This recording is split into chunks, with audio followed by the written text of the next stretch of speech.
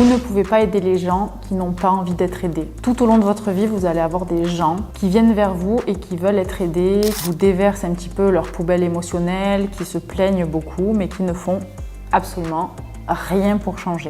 J'ai longtemps essayé d'aider ces gens-là, j'ai longtemps tendu des mains, même aller dans le trou avec les personnes pour les remonter et en fait je m'épuisais plus qu'autre chose parce que ce sont des personnes qui ne sont pas conscientes et qui n'ont pas envie de travailler sur elles-mêmes. À être à l'écoute de soi-même, ça s'apprend. Il y a plein de techniques aujourd'hui pour reprendre confiance en soi, par exemple l'hypnose, le MDR, il y a plein de techniques aujourd'hui on va dire de médecine douce ou alternative pour reprendre votre pouvoir. Et reprendre son pouvoir, c'est quelque chose de très puissant, c'est quelque chose d'important si aujourd'hui vous voulez vous mettre en priorité et si vous voulez arrêter d'accepter des choses qui sont inacceptables. Mais plus vous allez investir dans l'amour de vous-même, au plus vous allez avoir confiance en vous, au plus vous allez avoir d'estime pour vous-même, au plus ce sera facile de prendre des décisions. Et une seule décision, un seul choix, ça peut changer complètement le reste de votre vie. Vous quittez une personne, vous en rencontrez une autre. Vous quittez un travail, il y a une autre porte qui s'ouvre.